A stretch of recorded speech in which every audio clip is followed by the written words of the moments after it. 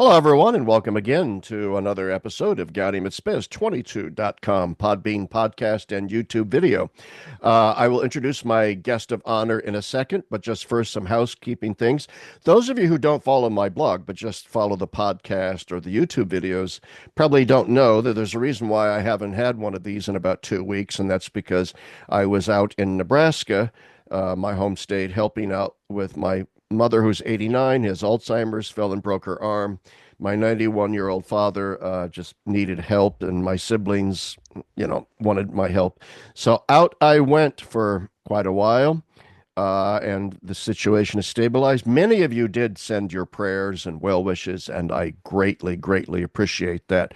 But I am back home now, and as luck would have it, traveling usually does this. I'm a little under the weather, but I'll be okay. Also, second announcement, the fundraiser is doing quite well. We received a very generous gift last week, very generous. So the fundraiser, the goal of which is $28,000, is up to 20,000, which is really, really going to help me pay for this podcast, pay for things on the Catholic Worker Farm, various projects that we have lined up, the food pantry that we're opening up in Scranton, near our ordinariate parish. All of these things are now possible but we still would like, especially with regard to the food pantry, which is going to require a little bit more money. It'd be great to have a few more donations, but if not, it's been a great fundraiser so far. So thank you, everyone, for all of that. Also, I had to have some writing projects that I'm returning to that will be posted soon as well. Anyway, okay, so now to the guest of honor, Father Vincent Strand, S.J., Jesuit. Welcome, Father. Good to see you, Larry. Thanks for having me. Yeah, it's great. I first met Father Strand, I believe it was the first time we met in person, which was at the New Ressourcement Conference in Rochester, Minnesota, sponsored by the wonderful Bishop Barron, our mutual friend.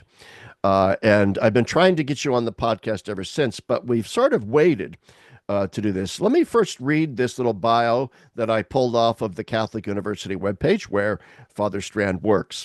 Reverend Vincent L. Strand, S.J., Jesuit, is a priest of the Society of Jesus and assistant professor of historical and systematic theology. His research and teaching focuses on the theology of grace, Christology, fundamental theology, and Christian politics. Father Strand has written and lectured widely on the 19th century German theologian Matthias Joseph Scheeben, who we'll be talking about today, and is currently working on a monograph on Scheeben's theology of deification. He has also published a series of articles on the political thought of Joseph Ratzinger / Pope Benedict. Father Strand is a fellow at the Institute for Human Ecology at the Catholic University of America.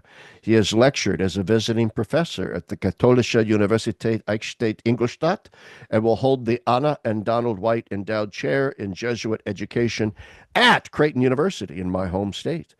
During the 2025-2026 academic year, Father Strand serves as associate editor of the New Ressourcement, that wonderful journal started by Word on Fire, on the board of editors of Communio. I, too, am on the board of editors of Communio, and the board of advisors of Nova et Vetera, who I have a bone to pick with because I subscribe to them, but they have yet to send me the latest. So I don't know. I got to get a hold of Things Matt get lost Levering. in the mail. Yes, I got to get a hold Matt. of Matt Levering and complain.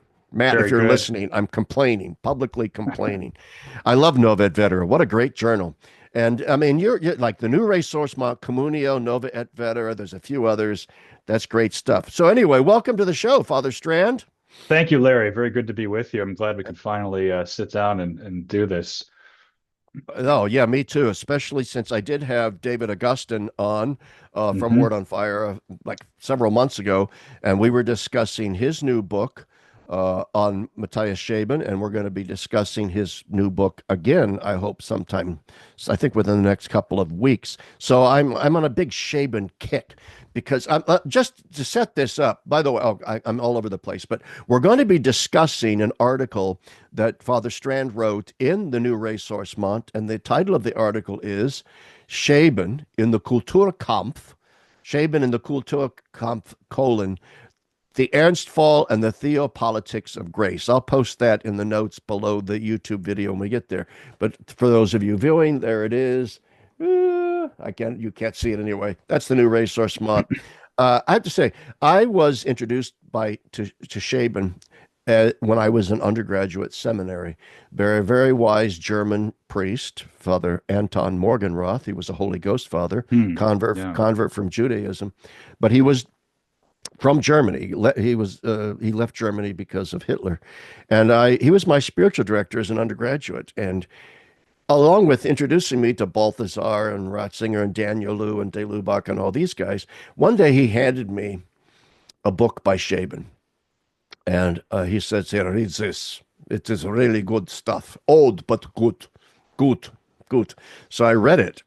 And I thought to myself, even in my youth, this guy was like a precursor to the ressourcement theologians that I was Hmm. reading.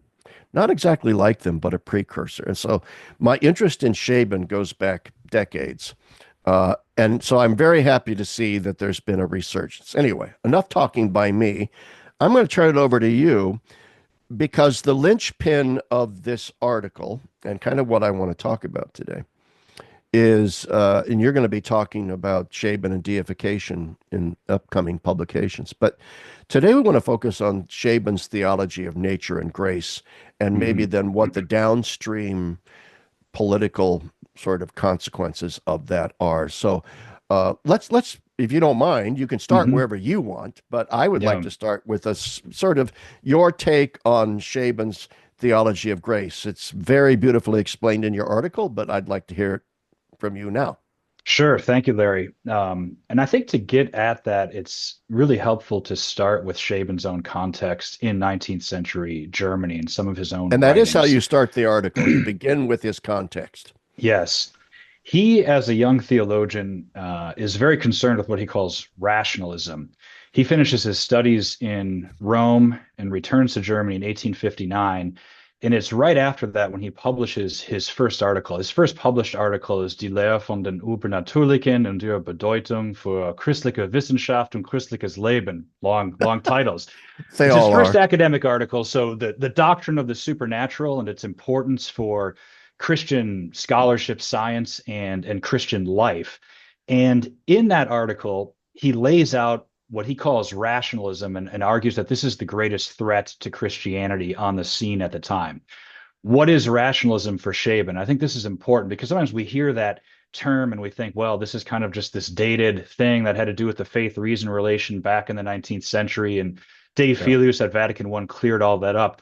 But for Scheeben, it's a much more complete worldview or religious view that he says really degrades Orthodox Christian teaching on three different fronts. First, the epistemological, that is, it limits all knowledge to that of reason. So it excludes any sort of supernatural revelation or faith.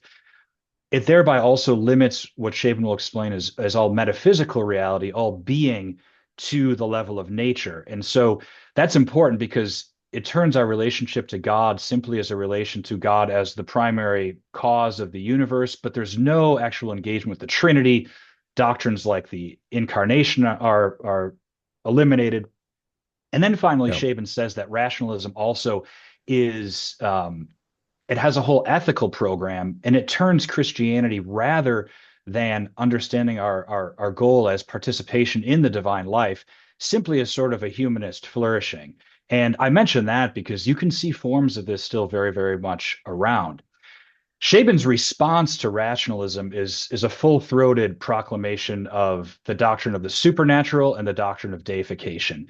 What he thinks Christianity needs to do is proclaim that no, not all is limited to the natural, to the rational. There is, to use Shaben's language, this whole other world beyond the natural, which is the world of grace, the world of the Yeah. supernatural, into which we are inaugurated through our baptism and through the sacramental life. And so I say all of that because one might wonder, well, why in the middle of the 19th century is this German seminary professor so interested in the doctrine of deification?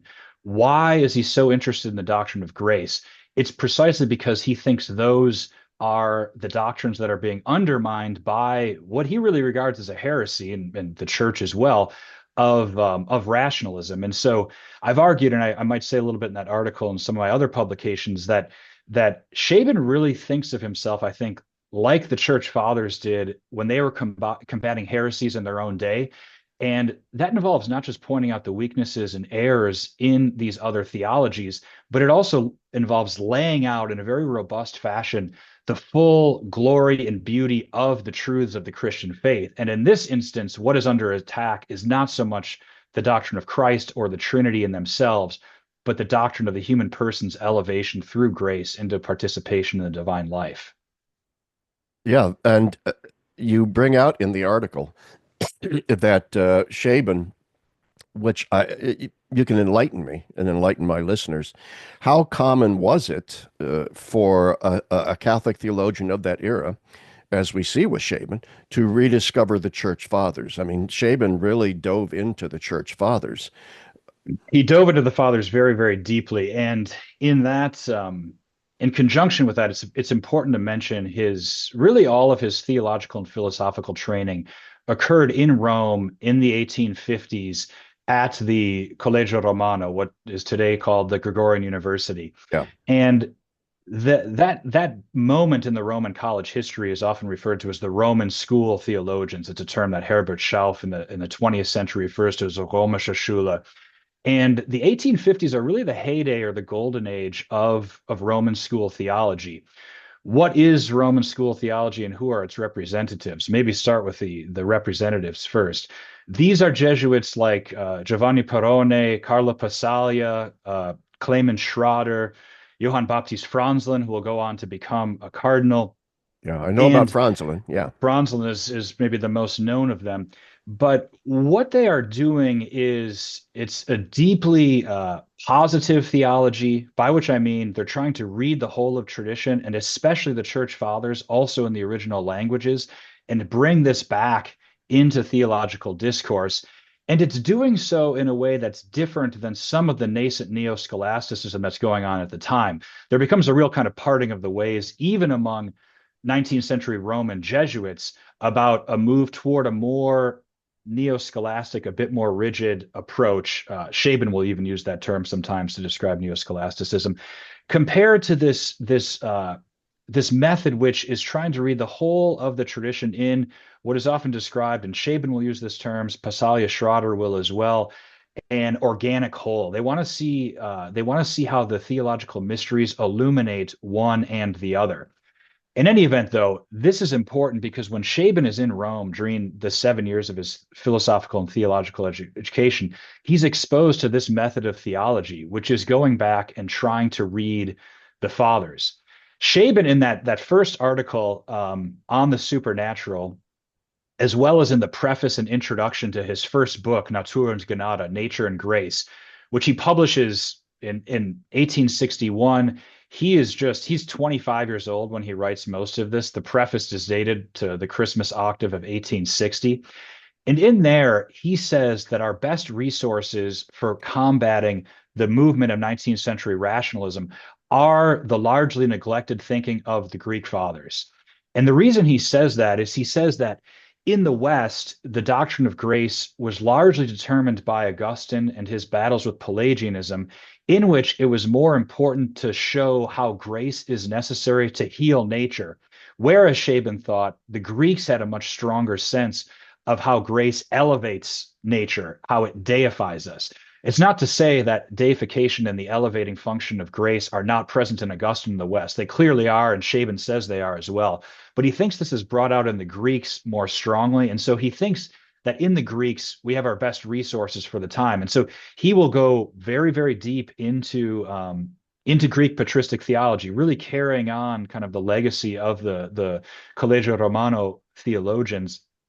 And this will cause Scheeben, even in his own thinking, to evolve and change in various ways, particularly on his doctrine of the indwelling of the Holy Spirit, which is one of the more controversial doctrines. And there's a significant evolution in his thought. We can get into that later if you want, but I won't get Yeah. into it quite yet.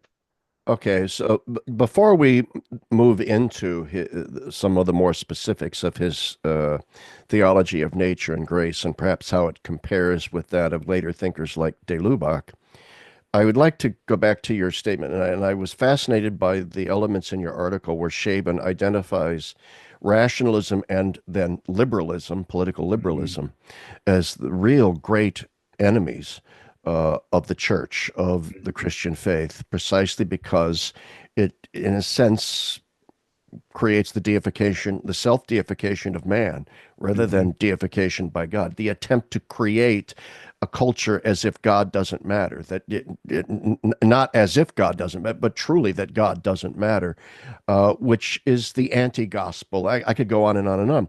But one of the things that does not show up, at least in your article, and I thought I wanted to ask you this.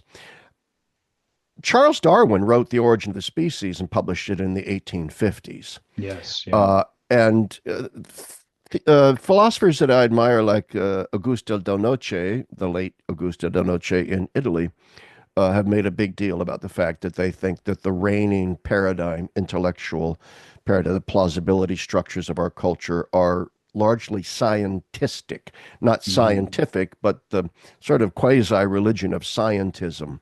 Mhm. To me, and Del Noce and others, it is precisely this scientism which, in a sense, undergirds the encapsulation of humanity in a purely immanent frame and sort of justifies it. So, does Scheeben deal with Darwin or that rise of empirical science? He does, in both implicit and explicit ways. It's it's interesting. One of the things I'm arguing in that article, which you know, Larry, because you have read, but perhaps your readers have not, is I'm trying to push back against this view of Shaben that's out there and has been for a while, that he's just very abstract, that he's kind of divorced from any of the happenings of his time and culture and things, which is really a very false narrative. He's very involved as a journalist. He's very involved in pastoral work. He's very engaged in the debates intellectually and culturally of his time, even specifically to Darwinism. And he publishes several articles in this this journal he's editing, the The Periodische Blätter. Blätter. Yeah, exactly, on Darwin, and on the origin of species. Um, I must admit, I haven't looked at those articles in much detail. The Periodische Blätter volumes are about over 10,000 pages altogether, and I haven't read it all in the old Fraktur, but he has it in there. I think more importantly, however, is if you look at the intellectual genealogy of what Scheeben is describing as rationalism in the 19th century, it's coming out of Enlightenment thought, which is of course very indebted to a scientific and an empirical worldview, and then applying it to other realms like metaphysics and religion, and then Catholic attempts to try to overcome or deal with the Enlightenment thought. And so for Shaben, it's very much, I think, of a piece in some of these issues in Yeah, science and yeah, evolutionary thinking. that's Yes. good. I might have to. Is it possible to find the Periodische Blätter? I'm sure it's It all in is. German. It's It's all in all German. it's all in German and it's all in Fraktur, so your eyes will be put to the test. But it is, in fact, on Google Books right now, which is helpful sometimes to get these old manuscripts. I think 11 of the 13 volumes of it are on there in their entirety, and I can point you specifically to a couple of those articles Shaben wrote on Darwin. Yeah, well, I really think that this was one of the really the most important aspects of your article, and it was very eye-opening to me. I had just read a few of Shaban's books that have been translated into English and listened to other people who know more about him. But I was completely unaware that there was this whole universe of his writings in the Periodische Blätter, uh, many of which, were anonymous, supposedly. Right. But you do a very good job in your article of showing here's why it's almost certain that Shaban wrote most of the stuff that's in there. And the reason why that's significant is there are numerous articles in there that are directed against the political policies of Bismarck's Germany during Yeah. for my viewers and listeners who are young or maybe don't. I mean, in like the 18 late 50s through the 1860s or the 70s, there was this Kulturkampf or culture war in Germany where Bismarck used Catholics as a scapegoat in many, many ways, as the quintessential foreigner, their allegiances to the Pope and not Germany. And I mean, thousands and thousands of nuns and priests were kicked out of Germany. Seminaries were closed. In fact, the seminary in Cologne was closed, where That's right. where he Yeah. was. And so, I mean, imagine that. I mean, we're Americans. Imagine the American government just starts kicking Catholic priests and nuns and other Catholics and suppressing Catholic institutions, Imprisoning some of them as well. And imprisoning. usually those who Yes. were imprisoned or exiled were because they were not following the laws. This is in the 1870s, early 1870s is when things really heat up after the unification of Germany. Um, that Oh, are not allowing, say, like all the formation to be done at the hands of the state, that the state is recognizing all ecclesiastical appointments, etc. And so the Kulturkampf was a much more serious persecution of the church than I think we often have in our mind. When we think about moments of yeah. persecution, I don't think 1870s Germany often jumps to the front of our mind, but it was a tough moment for the church. And as I bring out in the article, so much so that Scheeben is writing articles on martyrdom, saying that the moments of martyrdom are being renewed right now, and we have to prepare ourselves for that. Now, not many were actually Yeah. killed, but that's how he's perceiving it, and again, with good reason.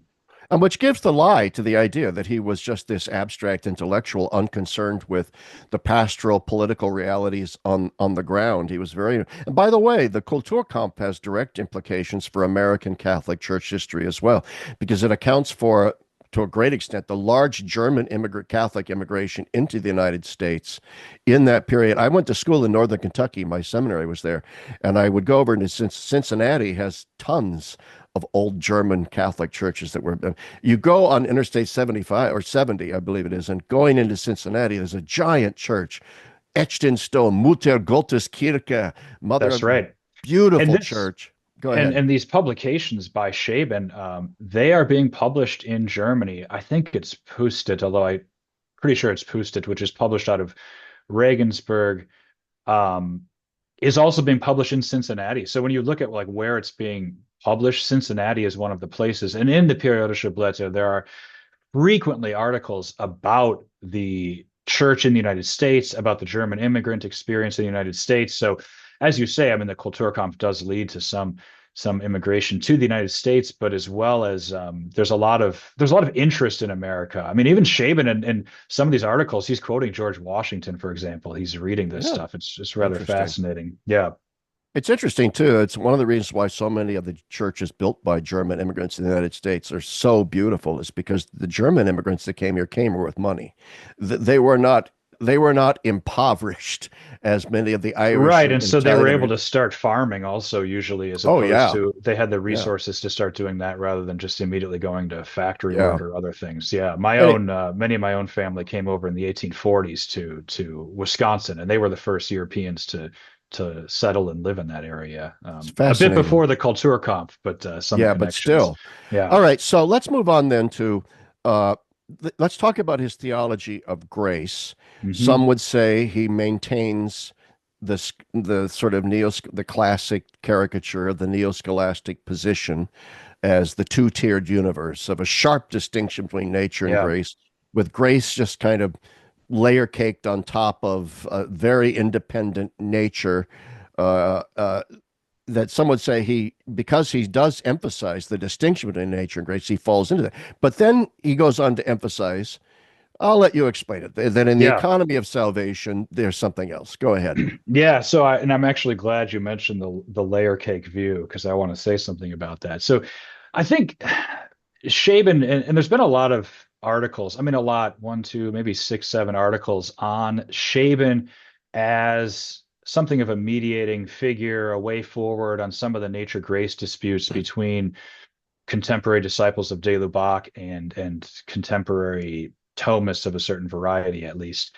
And of course, the big question there, at least as I would frame it, is human nature intrinsically ordered to a supernatural end of communion with God, or does this ordering come about only with the gift of grace? De Lubac saying that our nature itself is ordered toward a supernatural end. We possess a supernatural finality constitutive of our nature because of God's call, whereas those who criticize De Lubac saying no, that comes about only through the reception of grace. Shaben, he wants a clear and sharp distinction between nature and grace, at least in what I would call their essential constitutions. And this is a huge, huge point for him. And one of the reasons he wants that, is because he thinks unless we see how we are elevated by the reception of grace and how we move into this whole, as Scheeben will use the language, especially early in his life, of a whole new world, a whole new order, we're going to fall into naturalism. We will think that basically what grace does is just make us better human beings within an immanent sphere. This is some of his concerns, especially with Johannes von Kuhn, one of the later Catholic Tübingen theologians, who has this big controversy, largely overlooked these days, with Konstantin von Schätzler. And Scheeben is very worried about that. That unless we affirm that nature has its own con-natural end, we won't have space, and really space for the dramatic elevation and deification that comes about through the operation of grace. So he Yeah, yeah, maintains that. However, and so in that way, he is not, I think, of the opinion of de Lubac. He certainly does not think that nature is ordered in itself to a supernatural end. And in fact, Scheeben will give a lot of genealogies of the problems in nature and grace, going back to Pelagianism, Manichaeanism, through the Reformation, Bionism, Jansenism. And he will routinely say that while a lot of these things look rather different and even opposed to one another on the surface, that the fundamental flaw is thinking that nature is ordered toward a supernatural end prior to the reception of grace. So on all of that, one might think, well, that's kind of a very much a typical neoscholastic view of the time. Scheeben, on the other hand, he brings in other elements that I think are more distinctive, that sort of shift the tone of his overall view of nature and grace. And I want to bring out two of those. One of them is a strong sense of what he will call the actual or current supernatural world order. He's very, very concerned that we understand that the current order, not a hypothetical order, but the current order in which we live, God has called all human persons to a supernatural end, and that we can't sort of we can't secure, especially anyone who's reached the age of reason, we can't attain some natural end apart from our supernatural end, because of the fact that in the current economy, God has chosen to share himself with us in a supernatural way, and because of the effects of sin. And what he sees naturalism and rationalism doing is trying to bring everything down to that level of, well, we can just pursue a natural end. He thinks that's impossible in the current order. He thinks liberalism is the application of that principle of naturalism to the social and political life, and we can talk more about that later. That gets into some of his political theology. So there's a very, very strong sense in which the whole overarching order in which we live is supernatural. Again, why is it distinct from de Lubac? Because for Scheeben, that's going to come about through grace rather than being constitutive of our nature itself. I've argued elsewhere, and it's not an original thought, but it's been forgotten largely, I think, in some of the recent scholarship on Scheeben, that, and I hope this doesn't horrify you too much, Larry, but there is a certain similarity to Rahner on some of these points, in as much as Scheeben really wants to emphasize this one overarching supernatural order. And so there are a number of mid-20th century German scholars that saw Scheben's view on this point as sort of a precursor to Rahner's supernatural existential.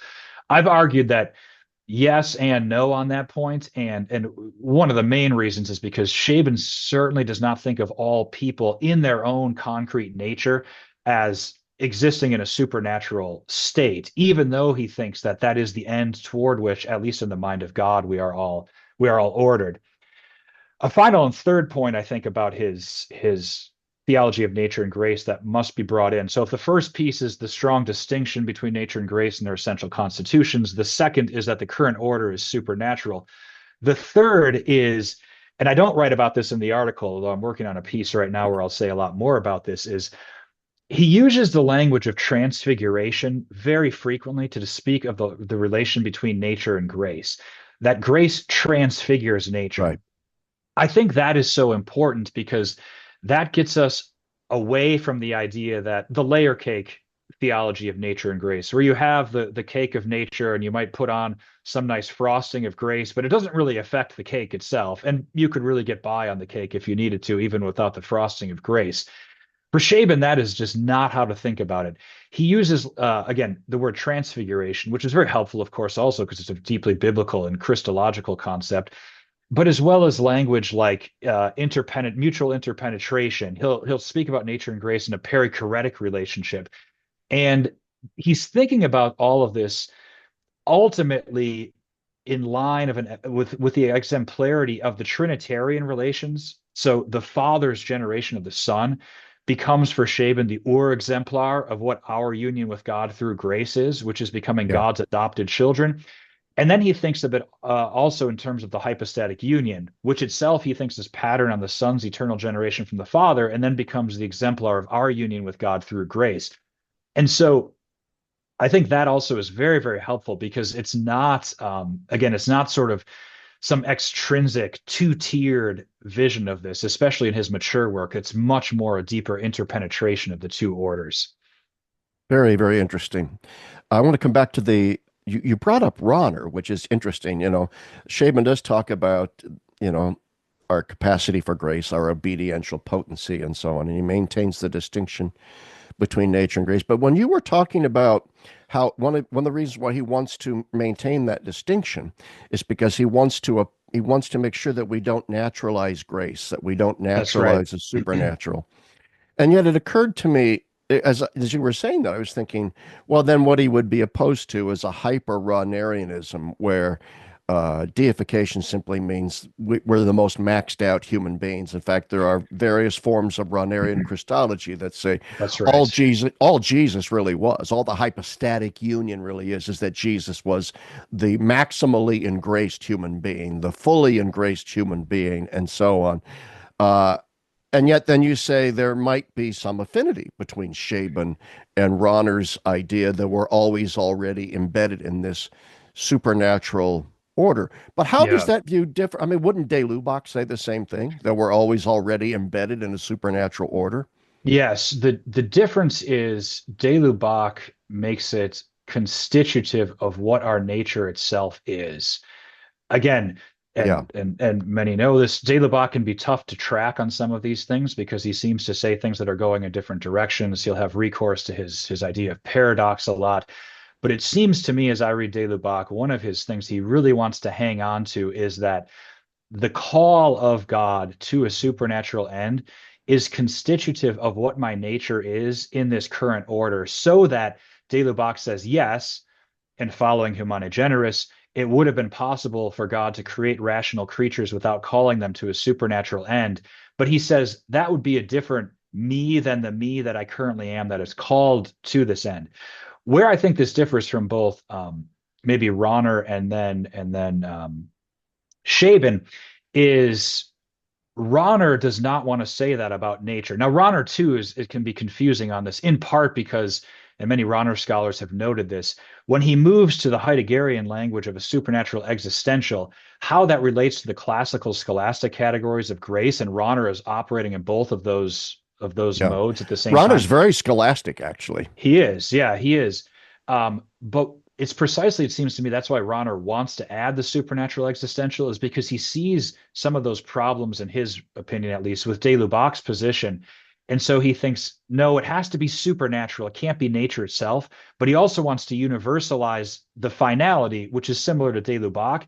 And so he will universalize the finality by adding that level of the supernatural existential. Shaben's thinking on this, as far as like the issue of universality, it's not as developed or fleshed out. I've done some stuff, I haven't published it yet, but writing some stuff trying to extrapolate some of Shaben's thinking on this. He certainly, as all Catholic theologians have to say after the Jansenist controversies, thinks that all human beings are made this offer of grace and are given the opportunity, that they're all called and things. But again, I don't think he thinks that those outside of grace, even if they're outside of sort of a prevenient grace leading to justification, that they possess a supernatural finality at that moment in the way in which Rahner and Shaben do. I think Yeah. ultimately these questions have to do with how we understand um, questions of governance and God's predestination, and the distinction between what God has willed and intended in his mind, and then how that's enacted in history. If I may, just on this point though, where and I've argued that Shaben is actually a lot more similar to Rahner, is not so much on the nature grace questions, although I think some of it's there, but is on the question of the indwelling of the Holy Spirit and the questions of uncreated grace. This topic, which there's a little bit written on these days, but in the mid 20th century, at the same time that the nature grace controversy after de Lubac's Surnaturel was really being discussed, there was also an intense interest on what is the indwelling of the Holy Spirit and the relation between uncreated and created grace. And on those points, and to make it more specific, the 3 points I would say of the fact that the indwelling of the Holy Spirit is constituted by uncreated grace, the actual presence of the Holy Spirit himself in our souls, of understanding this as a type of formal causality or quasi-formal causality, and then on the idea that that brings us into proper, not just appropriated relations between the human person and the three distinct divine persons. On those 3 points, Scheeben is very similar with Rahner, and Rahner will cite Scheeben a bit on this. And again, Yeah. that's a whole sort of genealogical line that goes back through Scheeben's Roman school professors, and from that back to Petavius and other late 16th, early 17th Yeah. century thinkers. So on Yeah. that element, there's a lot of similarity between Scheeben and Rahner. Yeah, I guess there. I mean, I know Rahner well. I studied him extensively while at Fordham. It was Rahner. I was force-fed like the creation of theological foie gras. Just Yes, my Rahnerian liver was huge by the end of my 4 years at Fordham. And they didn't like Balthasar at all. And right. what struck me though, all joking aside, was that how thoroughly, well, not thoroughly, but how deeply influenced Rahner was by scholastic categories of thinking, far much more so than Balthasar was, it seems to me. I think that's one of the reasons why Rahner was able, I mean, there are others, but one reason he was able to exert more of an influence in the immediate post-conciliar moment was he had a greater continuity with the theology that had just come before Yeah, of scholasticism, and so I think that that was it sort of led yeah. more naturally to his thinking. So it seems to me then, therefore, the debate, or Shaban's position, really in the concrete, in the economy of salvation, is very, very similar to that of de Lubac. I mean, we are called to higher uh, this higher orientation. It is now our calling. It is now constitutive of who we are. We are called to beatitude as our single final end now in the post-lapsarian condition. But it seems that Scheeben does want to maintain the old scholastic notion of, at least in theory, of a pure nature. Am I wrong about that?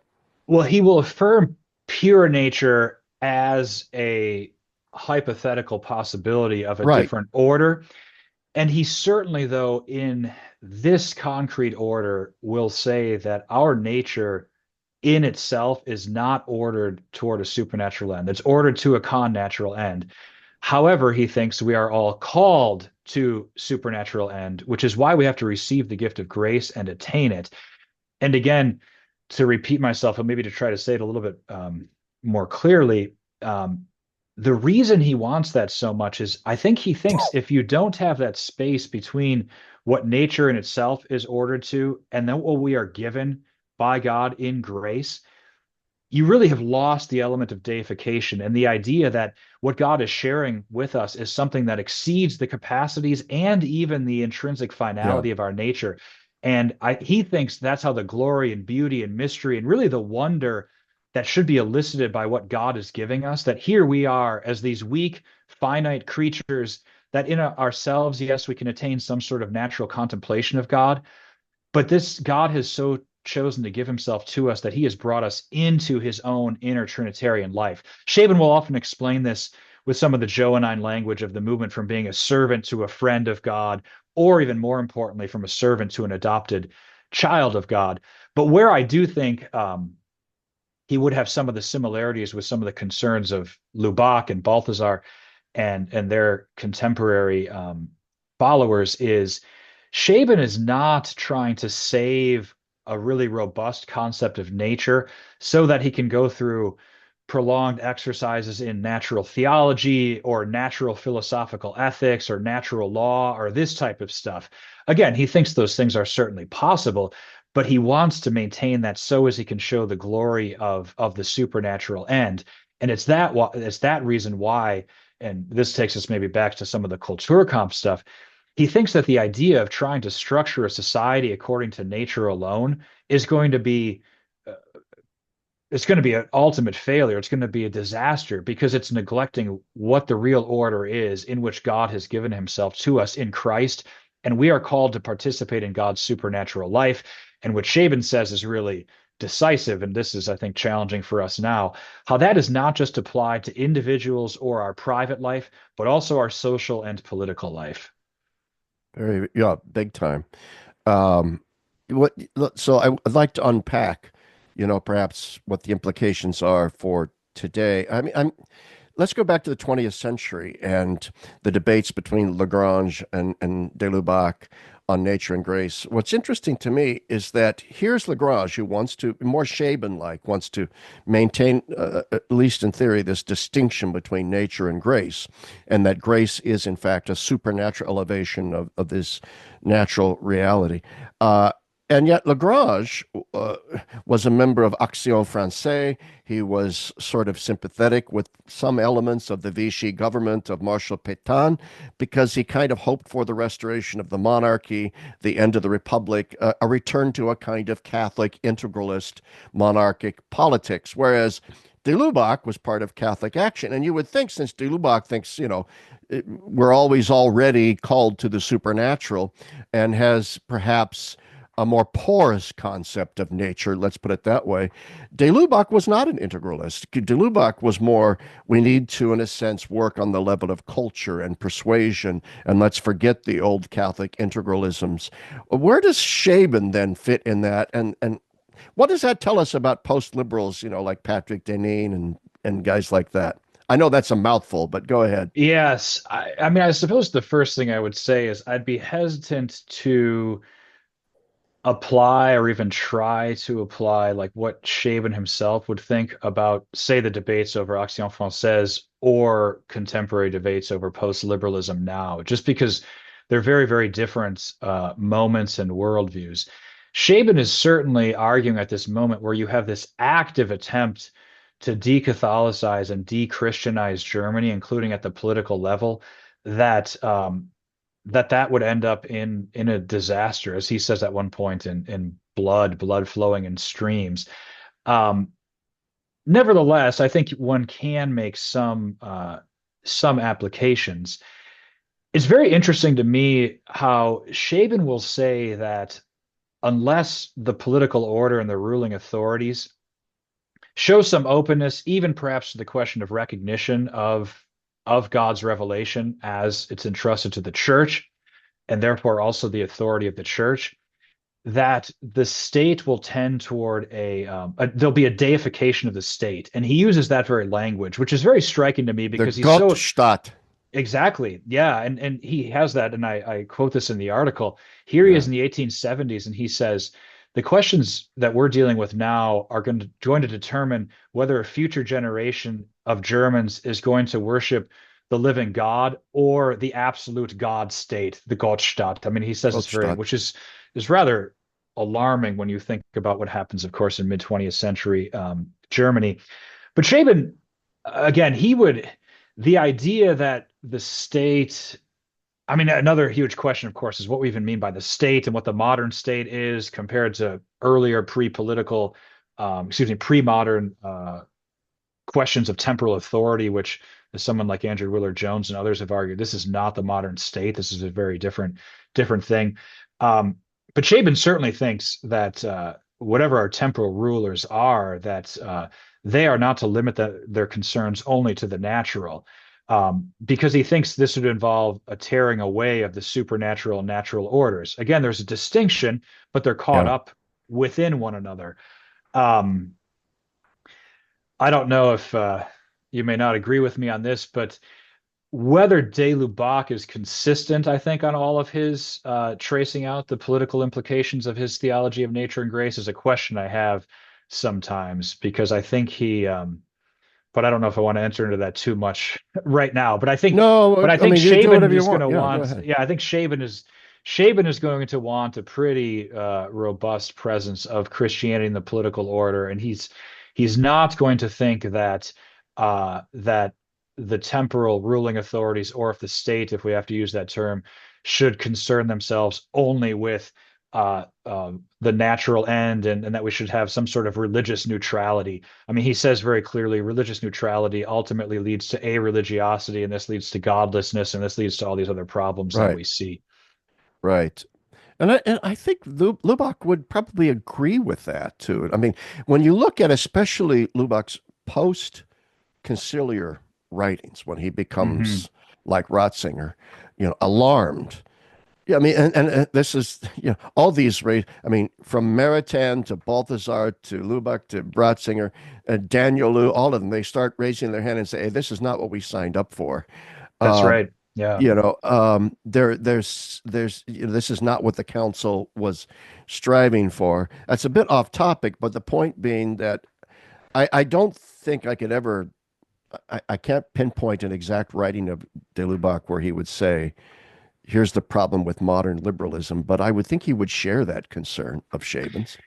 He does, although he's and I've written about this a little bit when I've looked at some of the contemporary post liberal communio theologians, people like DL and DC Schindler, Michael Hanby, some of their writings, and I've Yeah, looked at that in comparison with Ratzinger on some of these points, but also look at de Lubac. And again, it's difficult because these historical moments and contexts are rather different. But when he does have some articles on like the indirect authority of the church in temporal matters, and he he's much more nervous about a too close of an integralist vision of things, yeah, and yeah, I he think is. this leads to a it doesn't lead, and I think even less in De Lubac than in Ratzinger, it doesn't lead like all the way into, oh, the state should be religiously neutral or something, but he kind of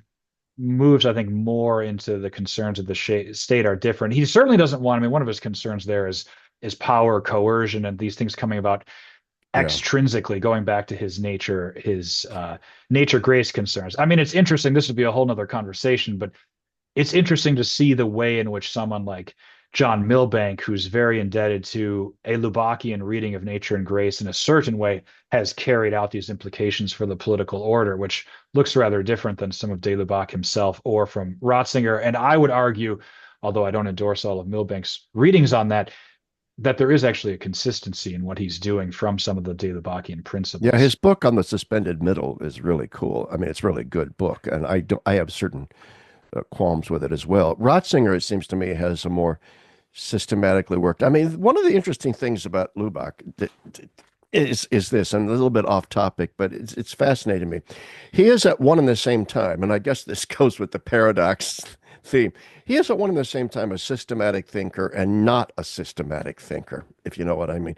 I mean, it's I not do, fair. yeah. It's not fair at all. But I remember Romano Cesario, the Dominican, saying that he once referred to de Lubac as that French Jesuit dilettante, which was a way of, and he was questioning whether or not Lubac was even a good scholar. And this is like a new thing now you see amongst young Yeah. Turk trads, Thomist trads, like, oh, Lubac, he wasn't even a very good scholar. He got this wrong and that wrong, and it was a bit of an intellectual dilettante. I reject that hook, line, and sinker. But nevertheless, there is a sense in which he is not the systematic thinker that a Balthasar or a Rahner or a Ratzinger, Yes. right? Oh, that reading of De Lubac, yeah, I agree with that. And it's what makes them very difficult sometimes to read and interpret. I think two things is one is that lack of systemization that you're talking about, and the second is his recourse to paradox, at least in some of these themes of nature and grace. But of course, as you know, he then writes several books on paradox. Um, so yeah, I agree with that reading of your reading of De Lubac. And I think it'll be interesting to see what his legacy will be going forward. Certainly, however, because of I think some of those issues, certainly though he and maybe we're I would be you and I would be very much of the same mind. The tendency to blame all of the ills of the immediate post-conciliar period on de Lubac and a broader resource Mont theology, I just I don't go there. And precisely because de Lubac himself is he's so concerned about some of the stuff very early on. I mean, he comes to the States, what was it, 67, 68? It's that early tour of the States and gives some fascinating talks. There's the one talk he gives at St. Louis, where he's talking about the implementation of Vatican II and already alarmed by some of these things. It's always interesting to me there how de Lubac will continue to say that one of the problems in implementing Vatican II was a lingering kind of natura pura, two-tiered scholastic vision of nature and grace. And it was so, he thought, because what a lot of the post-conciliar attempts were trying to do was just basically go into humanism again, and we'd forgotten the supernatural call. I don't know if I agree with him on that interpretation of the problem, but he really tied the conciliar implementation as well to these nature grace things. That is interesting. Yeah, I remember reading now that speech. I mean, to me, the greatest book of de Lubac's I ever read had really very little to do with the specific topic of theology of grace. It was his book, The Drama of Atheist Humanism, That's right. which Yeah, which to me it was very influential book on Wojtyła and others, in which I think what we see is something of a distinction between the Thomist, Dominican, and the ressourcement Jesuit French approach, which was they were saying, look, let's out humanist the humanists. Let's show them we have a deeper anthropology, a deeper humanism, a deeper politics, and so they refused to get drawn into specific topical political issues and wanted more to address the underlying root cause of the malaise that afflicts us and to show us. And I think this is what Gaudium et Spes 22, my blog, sure. and only in the light of Christ does the mystery of, man make sense and so on. I think that they believe that the entirety of the council, and I would include Wojtyła and Ratzinger in this, was about precisely not simply being a new syllabus of errors, but presenting a positive proposal of a Christocentric anthropology that would out humanist the humanists and show that we're the true champions of real freedom and so on. This, it seems to me, was a bit naive. You know? Yes. Yeah. I mean, yeah. I yeah, there's a lot one could say on that, but I think there was perhaps a certain naivete, and it was also, I think, so much confidence in where the church was, and it just seemed Yeah. so solid and so to many, not all. I mean, of course, Ratzinger, he already saw in the 50s the The new Haydn. pagans were, yeah, Yeah. were running around. I mean, bringing maybe some of this back to Scheeben, I mean, it's interesting to me and how in this moment so many of these different authors and many scholars note this is not an original thought at all, but how Gary Lagrange in his book on grace and the recommended reading at the beginning, he points to Scheeben. I think he describes him as not a Thomist, but very close to Thomism. Um, Balthasar, of course, and this is where many people first knew of Scheeben in recent decades, has the 15, 20-page section on the first volume in Glory of the Lord. De Lubac himself, it's interesting. He will cite Scheeben now and again, and usually it's criticizing an idea that's associated with Scheeben, like Übernatur, supernature, for example. But then he'll often say, but Scheeben can't be held responsible for the way some of this was thought about and some of his descendants. But there's this great interest by a lot of these figures from different camps and different sides of these debates in the figure of Scheeben. I should note also your great hero, whom I also love very much, Dorothy Day. Dorothy Day reads Scheeben. I mean, she cites and speaks of Scheeben in The Long Loneliness, which is very striking to me. Yeah. But I think also some of this explains, it's not the only reason, but explains some of the renewal of interest in Scheeben in the last 15 years is maybe he's showing us a different way out of some of these debates. And I don't really like the idea of a via media with Scheeben between, say, like the current scholastics versus ressourcement thinkers. But I think he stands outside some of these debates and categories, and which is also, to keep plugging this topic, which I care about deeply, which is why we need, I think, also deeper recovery of 19th century Roman school Jesuit theology, because I think that also sort of stands outside of some of these other debates. Do you think, in light of Scheeben and writing his on theology and grace, do you think that the caricature of the neo-scholastics, 19th, early 20th century, as advocates of a two-tiered universe. Do you think that's an accurate caricature? My friend Matthew Minard would say no, though that's not accurate. There were some that thought that way, but the better scholastic lights did not think that way.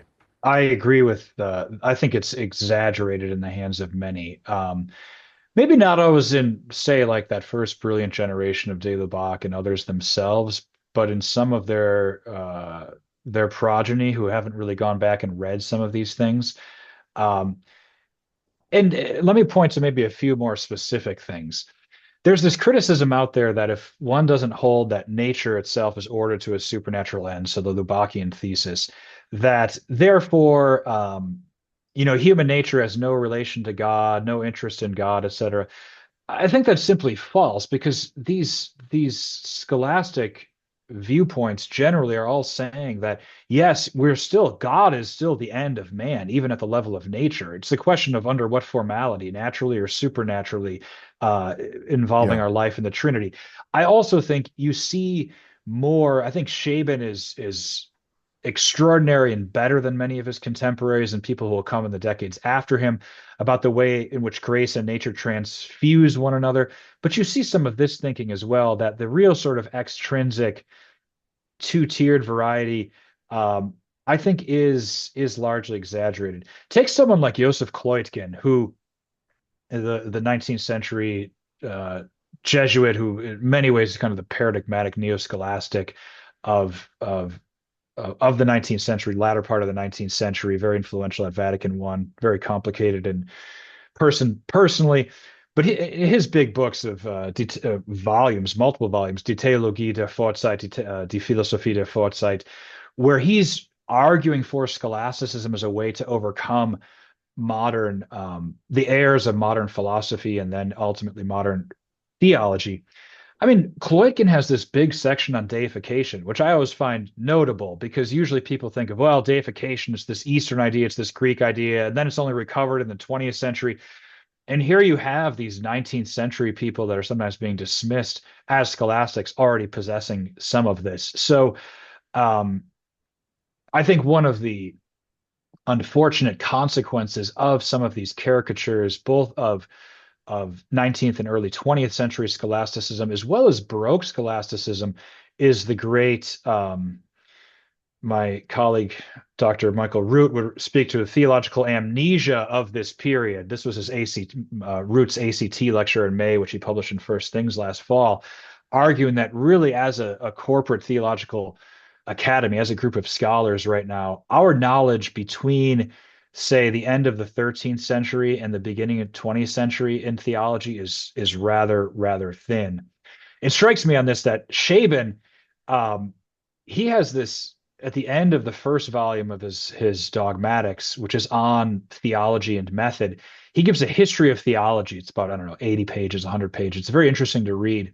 And at one point in there, Scheeben says that the three high points of Catholic theology were three one-century periods which followed three ecumenical councils, namely Nicaea, Lateran IV, and Trent.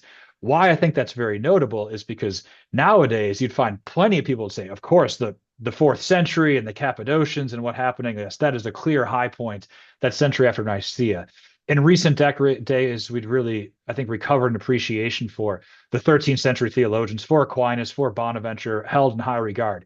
There are not a lot of people out there right now who regard that century after Trent, late 16th, early to mid 17th century, as this high point. But Scheeben thought it was. And Scheeben, then in his own work, he tries to bring all of these different movements and thinkers and time periods into an organic synthesis. It's one of the reasons Scheeben can be both so fascinating and delightful to read, but also challenging to read, is because he's trying to bring all of those things together. But he had a great appreciation for Baroque or Silver Age scholasticism that differs from many in our times, although I think there is an uptick of interest in this. It's just, I think now we have a lot of work to do to restore a theological culture where people have the requisite Latin, that they have knowledge of the philosophical and Yeah. theological scholastic frameworks to read this stuff. But for young theologians out there looking for dissertations, I think there's lots of low-hanging fruit in this There period. really is. And I'm struck by the fact when I was reading Balthasar for my dissertation that there were several places where he kind of made the same point. He defends Baroque Catholicism at several points, saying, Hmm. "Hey, the Holy Spirit didn't leave the church, That's right. Yeah. post between Trent and the 1920s or whatever." And he was a great defender of the idea that there were riches to be mined in the Baroque Catholic theological enterprise. What's striking to me, though, to get away then from the the debates over nature and grace, and we tend to get bogged down in discussing de Lubac, ressourcement Right. versus the tomes in the nature and grace dynamic and debate. A part of me is at a point, especially when it focuses on Aquinas, of saying, I don't quit. What did I really, Aquinas actually say? yeah, Right. I Yeah. don't really care what Yes. Aquinas actually thought Right. because he wasn't concerned with the question in the same way we are. And so his Right. answers do not Exactly. give us the kind of clear-cut answers that we would like to see. And so it's very possible to read into Aquinas all kinds of, so to me the bigger question is what's the broader truer picture here, not just what Aquinas said. All that said, I think you look at, I think it's important to keep things in historical context. Balthasar, as a young Jesuit scholastic, has famously described his years in the Jesuit scholasticate as languishing in the desert of Neoscholasticism. Yes. De Lubac had similar criticisms. Guardini had similar criticisms. And I sometimes wonder if their biggest problem with it wasn't so much its theology of nature and grace, and Balthasar is going to later write about this, as it represented a kind of theological, syllogistic, deductive rationalism that they thought divorced theology from spirituality. I mean, Yeah. Balthasar had that Yeah. famous essay, Theology and Sanctity, and he goes Right. through the history of theology. One of the most fateful things that ever happened was the Yeah. divorce between theology and spirituality. And I think more than anything that the ressourcement communio thinkers saw in neo-scholasticism a certain aridity, a certain rationalism. Do you think that's fair, unfair? What do you think of that? Yeah, there's several points. I think it's fair, especially at the level of how this stuff was being taught to them. So Yeah, there's a difference between, and I now and again will just stand before Suarez's Opera Omnia, which is like an entire wall. Like there's a difference between knowing all of that and working through that and getting that digested several other times and already chewed on in kind of brief yeah, theses, which if you're a seminarian or a Jesuit scholastic, you're getting these theses. And so it's already like a really reduced form. It doesn't have the originality, I think, of the great scholastic projects. And that's what Balthasar and de Lubac are complaining about. The other thing, maybe two other things. One other thing is when we're talking about Balthasar and de Lubac, we're talking about geniuses. I mean, unquestioning. And so, what maybe would have been helpful for simpler seminarians without quite the intellectual gifts to sort of be given this in a clear thesis-based form, you could see how someone, if you are a genius, would be very frustrated by how basic and simplistic that was. And so, I think that was another issue. I will say, though, uh, coming back to Scheeben, and maybe at the moment at least trying to be something of a Scheeben apologist, I think on this point, that is the wedding of dogmatic and spiritual theology. Scheeben is brilliant, and it's one of the things that attracts people to Scheeben. That when one reads Scheeben, you are fed both intellectually and dogmatically at the highest of theological levels and sophistication. But there is also it's a very image-based theology. It's very close to the yeah, scripture, to the patristics, and so there's this richness, spiritual richness, even in his dogmatic theology. But at the same time, he's writing things that are basically spiritual works, like his other book, The Glories of Divine Grace. This is a very popular reworking of an earlier treatise that is seen as a spiritual book, so much so that in the early 20th century in America, Scheeben largely had the reputation as a spiritual author, even more than a yeah. dogmatic theologian. And so I think finding ways to bring those elements together are really crucial, and they're crucial for the renewal of theology in our Yeah, own yeah, and you time. had moral theologians like Marsh and people like that in that same stream of thought. Yeah. Uh, you know, to go back, I hate to, beat my own hobby horse here, but because I'm writing this book on modernism, so this is in my Mm, mind right now. It's a simple book. It's not going to be any great scholarly achievement, but anyway, uh, in one of the things I think that the Ray Sourcemont guys are responding to in all of this, and I think it helps to explain why Scheeben kind of gets eclipsed for a while too, and is now thankfully being resurrected, is that in the wake of the modernist crisis and Pius X and the syllabus of errors and the oath against modernism, the fact is that the scholastic edifice, as it was being ensconced in seminaries and universities and in the Holy Office, was very defensive and very focused mhm. on identifying error.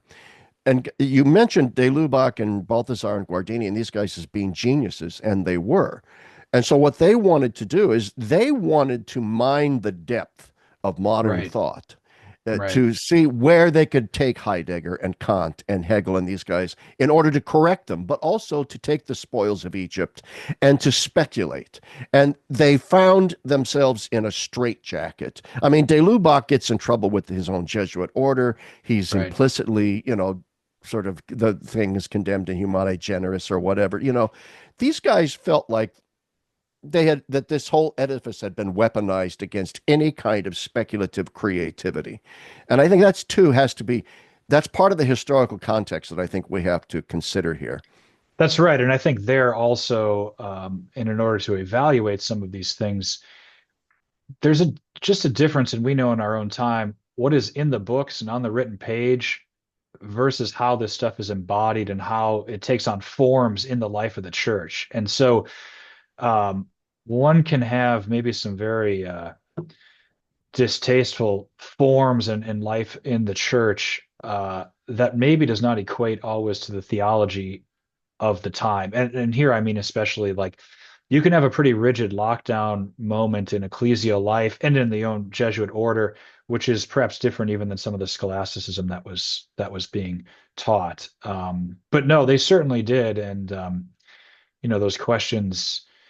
Oh, one reason Shaven is still relevant is in my judgment, we're still living in largely this same historical moment, which sounds very strange, of course, But we like the are, end yeah. of the 19th century.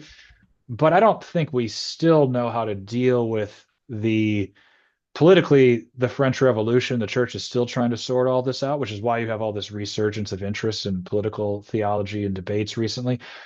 And we haven't quite sorted out some of the theological questions that are going to arrive after Kant, Hegel, other figures. You had my friend and confrere Father Tony Lusvardi on a few months ago, and he talks about the long 19th century extending, which is a phrase historians often use to describe the moment between 1789 and World War One.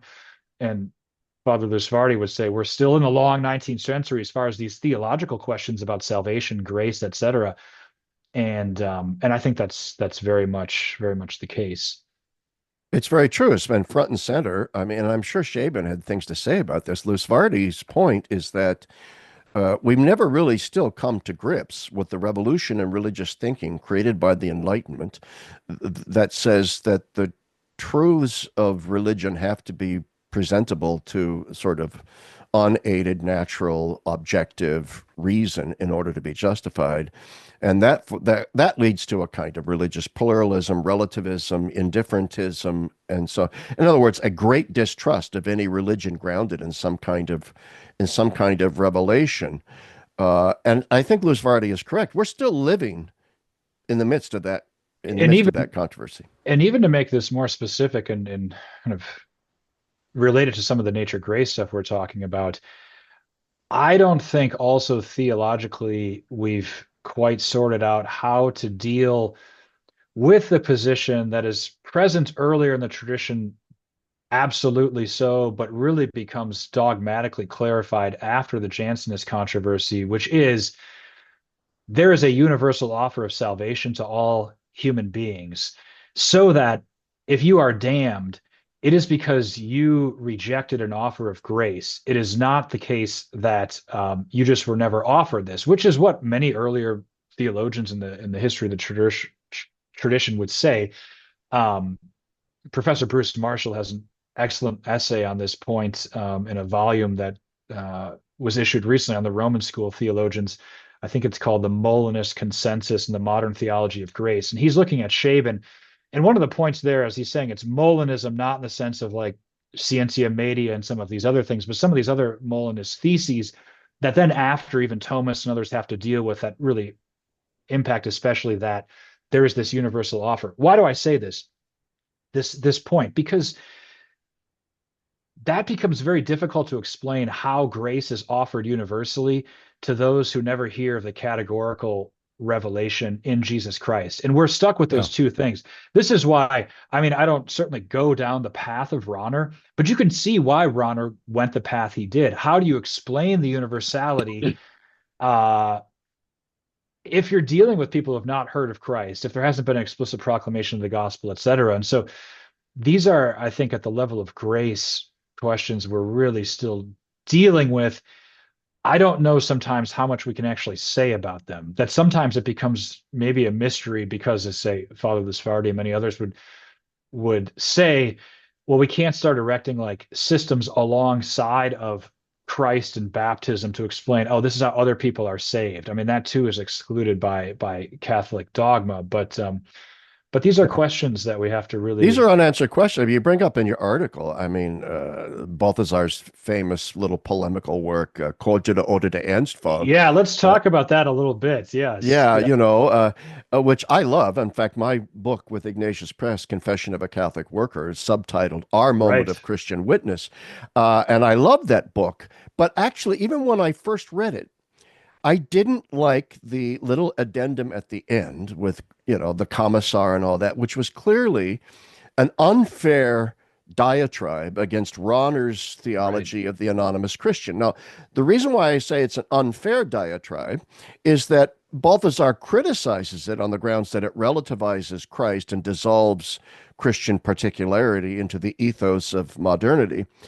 That's as true as with regard to Rahner's epigons, but it's not true of Rahner. Furthermore, Balthasar never gives us then his alternative other than his entire opus, which is That's one right. giant apologia for why the form of Christ's particular revelation still is important. He's good to Rahner's Kant, all that kind of stuff, but still, he doesn't really get to the nub of the problem.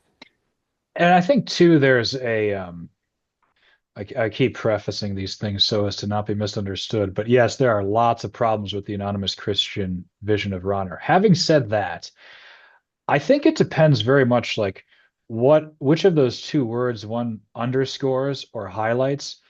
Because if you actually read Rahner on this, what is he saying? Well, he's saying that there is the possibility that some will be saved who have not heard explicit thematic categorical revelation. And then he's also saying, but anyone who is saved through Christ. So, in other words, if we are going to say that some out there are saved, well, they have to then be Christian in a certain sense. And so you can actually read it. And again, it doesn't always go this way, especially in Rahner's disciples, but you can read it as trying to save the Christological weight by saying, okay, these others who are saved, it's not just in this vague sense, they have to be Christian in some sense. Um, but you're right. I mean, Balthasar perhaps doesn't give us that. And yeah, that section on the commissar is pretty devastating. One of those in the English edition of that right now, and they published some afterwards that Scheeben, or excuse me, that Balthasar had in later editions. And one of the issues he takes up is like, did you have to be so mean to Rahner, basically? And did you have to be so Yeah, critical? yeah. And he says, look, I've always regarded Rahner as the greatest speculative theologian of our age. And then he has that line, I might even cite this in the Kulturkampf article, about how Rahner was like the sorcerer's apprentice who once he You conjured all do. this stuff, he couldn't quite Yeah. keep it there. The Ernstfall bit is as far as that article, and I remember Larry because we gave our papers at that New Ressourcement conference back to back, and you gave your Ernstfall paper. And if I'm not telling too many tales out of school, you mentioned how when you first read this book in your doctoral studies at Fordham and you encountered one of my Jesuit confreres who said, you can't, very dismissive of this. And then I said, well, I'm going to talk about the Ernstfall. Maybe this will restore a certain Jesuit appreciation for the concept. But applying that to Scheeben, I mean, I think it's exactly what Scheeben is saying in these writings. And at the level of not just individuals, but as societies, like you have to make a decision for or against Christ. There isn't this neutral ground you can go to. I also thought, I don't know how many people will detect this, and I left it implicit, but if you think deeply through who is Cordula, well, Cordula is one of the 11,000 virgins with Saint Ursula, who's killed when the Right. Huns attack, and Balthasar, explains this all, and she's hiding in this boat, so she's not slaughtered when all the other virgins are, and then she comes out and willingly gives herself up. But where is Scheeben based? He's in Cologne. I mean, he's very much a son of Cologne all the way through. Where is Saint Ursula and all the virgins based? They're in Cologne. So there's this clear connection, even at the level of Cordula, to the figure of Scheeben, if one thinks about the geography there. Where did Shaban come down then? Let's see, we're at about an hour and 10 minutes here. Uh, we're off the theology and grace stuff, but I'm just so fascinated with Shaban. Where would he fall on the spectrum of extra ecclesiam nulla salus? A very restrictive reading of that, or a very expansive reading of that, or somewhere in the middle? I would say somewhere in the middle. One of the reasons why I say that is he has this very strong sense, which, well, this will delight you with the name of your podcast and other things. Very strong sense in how, by taking on flesh, Christ has united himself to the whole human To race, everyone. to Yes. everyone. Not Now, just to granted, some. He's not just to united to some. every, He's yeah. united to everyone. And Shaban, I mean, in part, and this comes from some of his own romantic thinking and background, like he thinks about a strong sense of solidarity. Like he'll use the idea of like all of humanity is this one Right. solidarity mass, and we're all one together, and we are all in part because we are all children of the one original father, Adam. So there's this strong corporate sense of humanity. And therefore, by taking on flesh in one, Christ has united himself to all. So there's that. At the same time, he wants to make very clear that becoming baptized, accepting Christ, that this really does something, that we become joined to Christ in a stronger and new and totally more elevated way. I don't think he always explains those things, maybe with some of the level of precision that one would like. He'll revert to images. For example, he'll talk about how, because he'll think about this in terms of the typology of Adam and Eve with Christ in the church. And he'll say that if you think about Eve coming forth from Adam's side, this is like all of humanity being united to Christ. But then if you think about the consummation of the marriage of Adam and Eve, this is what happens through faith, explicit revelation, that we are united in this new way. So there's the various levels of how united we are. So Shaban is, I think that gives him resources. He doesn't quite, I think, develop all of these things. And I think there's a certain way in which is maybe unsatisfactory as it can be for us at times. We have to maintain a certain agnosticism about how others might be saved. But again, he's clear everyone's in this supernatural world order. He's also clear Yeah. that hell is a reality, and he has some pretty strong passages. They're not, I mean, they're theological, so they're not like Dante in that sense of the tortures of hell, Yeah. but of this actual positive punishment that God is giving to Yeah. those in hell. So he's not sort of squishy on some of those matters. Yeah. This is all endlessly. I could talk to you for hours. We should do this again sometime. We should, Uh, Larry. Thank you. this has been, I mean, we should probably wrap this up. I don't like my podcast to go much longer than an hour and 15, hour and 20. So we'll wrap it up now. Is there anything that I haven't asked you that you hoped I would that we haven't brought up and discussed? No, I think we've gotten to most of it. Maybe just one last thing I would say is Sure. there is a line that is also routinely out there in Shaban scholarship. It goes back to the early 20th century, even. And then Ratzinger said this in 1988 at a conference on Shaban on the centenary of his death, that Shaban is more admired than he is read. And I think that's true to a degree. It's less true now than it was decades ago when everyone knew the name of Shaban. You'd see his big dogmatic up there in German on your library shelves, but people tend to admire Shaban more than read him. I think there's still some of that, and maybe my encouragement to people is just to read him. And more specifically, people often ask, like, how do I read him? Where do I start? And I usually say, pick up Mysteries of Christianity and start reading that book. Now, that's a big project. That's a 800, 900 page book, but Yeah. I think it's better than going right to the dogmatics, which now, fortunately, we have translated into English.